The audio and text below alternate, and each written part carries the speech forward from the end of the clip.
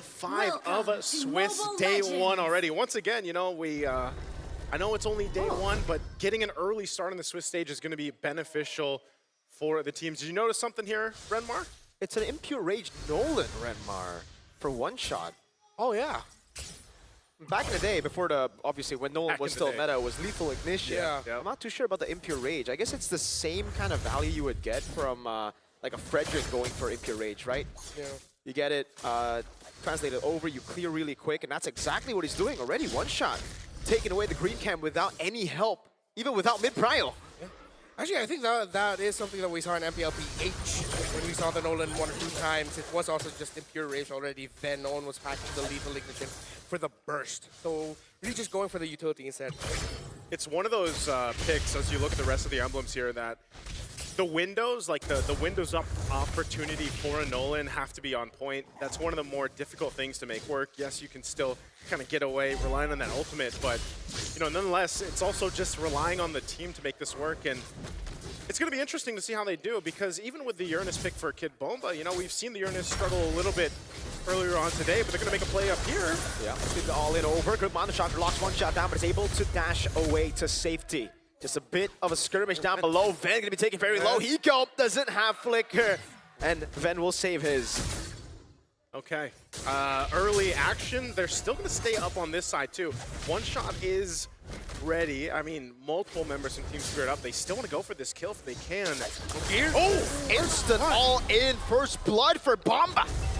All right, easy pick off there by Team Spirit. That was a long back and forth up top. I think it's because you also just see the strength of the evil lineup. A lot of crowd control, strong ones at that too. Sayla forced to use the flicker in mid. One shot gets the turtle. That's just a lot of value across the board for Team Spirit. That's a lot of little wins across the map already in this first, you know, couple minutes of the game. And you can see what they're going to do. They're going to continue to put pressure on this side of the jungle, providing information. I think they're just going to disengage after that. Aether, using that Mount Charger, is not going to be able to find a stun there. So Sawo, even himself, is actually doing a really good job at providing that information here. And once he hits that level 4, which he's very close to, he'll be able to set things up. I can definitely see that for Evil. It just gets really tough because they're not used to seeing Nolan, right? So they have completely forgotten about the tempo that he can play with. The Dragon the Flicker into the airstrike and the fracture. He's ticking down, but he got away with Flicker. He's powerful. Maybe if that was a lethal ignition, hey. Maybe, maybe. Probably it would have definitely been a kill there, but that's still a good move by Team Spirit.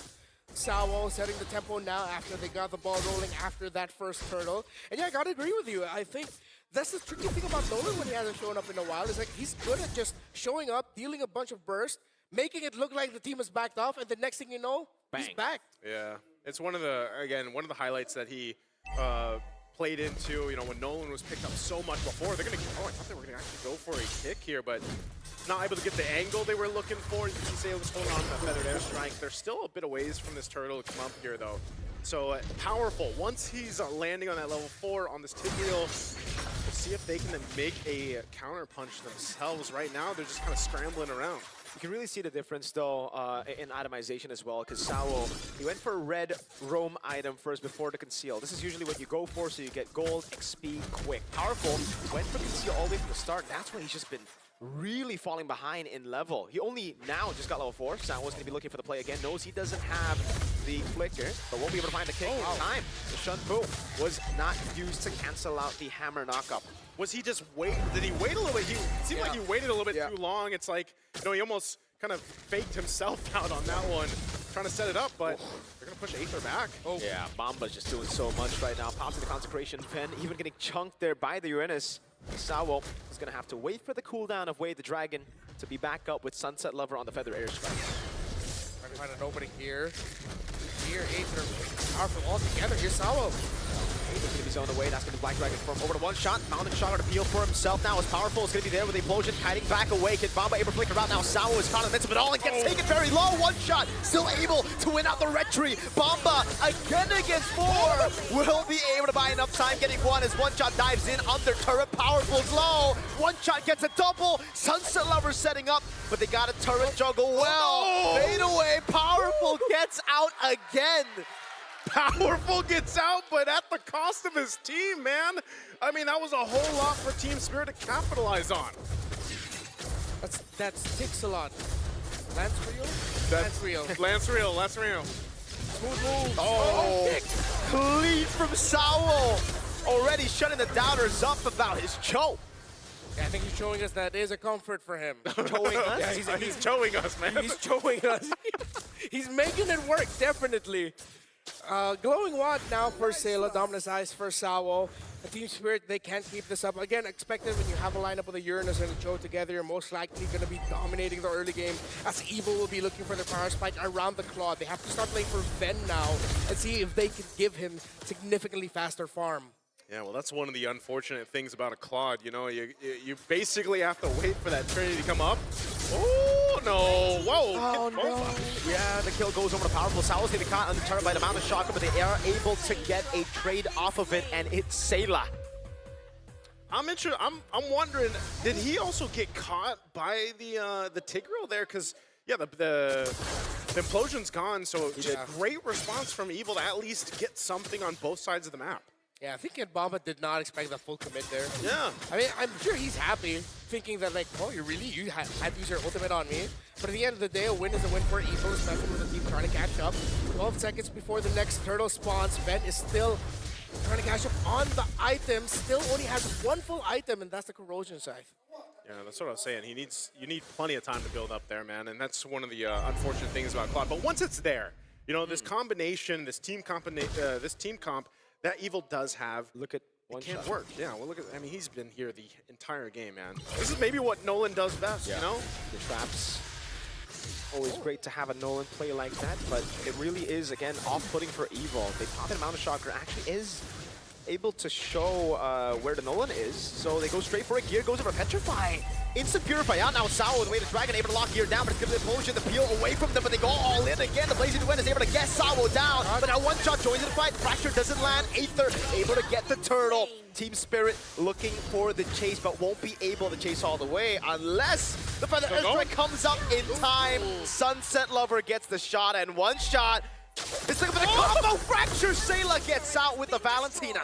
there's just something about Nolan, man. It's just like he's lacking that damage that we saw so much before when he was kind of busted, you know? But now it's more so of, like you mentioned, Renmar earlier, Nolan kind of is there to keep you on your toes, you know? He shows up when you least expect it. He's able to pop up some damage, then he disengages. But he has been in the jungle of Evil, and even though Evil's able to find some things here and there across the map, they still have so much ground to cover. I mean, again, looking at the itemization here, they just don't have much to survive that burst that's coming through. And part of this is, again, Sunset Lover with the Genius Wand and the Lightning Truncheon now. His Feathered Airstrikes do quite a bit of damage to soften up that lineup of Evil. Yeah, around a 1,300 gold lead for the carry over the Claude, close to 2,000 for the Nolan over the YSS. So the main damage dealer is not having a good time here for Evil, and that really means they need to find a way to slow things down. But it's tough to do that when you're up against a team that has a Cho and a Farsa. They can continue being aggressive. There's no reason for them to slow things down. They can't keep it up the way that they've been doing the past few minutes. And now even Kid Bomba is in still. Great cancel on the explosion. Oh no, the BMI coming down as well. Good take by Sayla on the way. The Dragon Bakir is taken so low, and one shot's able to trade his roamer's life for a tier 2 down below. Okay, Sawa going down there made Ben using the Blazing Duet look like just an afterthought. It was fine. Evil still got a small win there in the end. Ooh. Yeah, but you see what's happening here, man.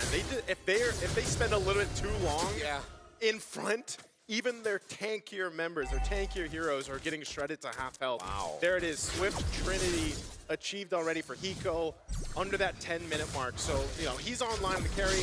Maybe once he builds maybe the Malefic Gun, gets a little bit of range here, he's going to be shredding them even further. This is an easy Lord take for Team Spirit to now go ahead and get ready to march towards the space. And I really like the fact that this is something that we've been talking about all the way from before Wildcard as well, but the mid laner not having to go for Glowing Wand anymore, right? Sunset Lover, he's so ahead now, and he just goes straight for Genius Wand and Lightning Truncheon, and that's why you see the explosive damage from those Feathered Airstrikes. Even Gear, he can't handle that, dude. And it's all because they don't need to go and buy out, spend unnecessary resources on the Glowing Wand. Yeah, they don't need to worry about any regen here, so it's all good. Just go straight for the damage, and now it looks like Spirit might be able to get a lot of inhibitors here. They could I think if they could go for the full Brazilian, I think they can. Just the full wax. I looked at, Yeah. We made eye contact for a second there because I was like, full Brazilian, man. Hey, It'll be a bare naked I like face. that's true. It's going to be exposed, as I like to call it. They get rid of the Holy Shield, all right? That's about it right now. They are going to go for another wave. Yeah. Bottom mid.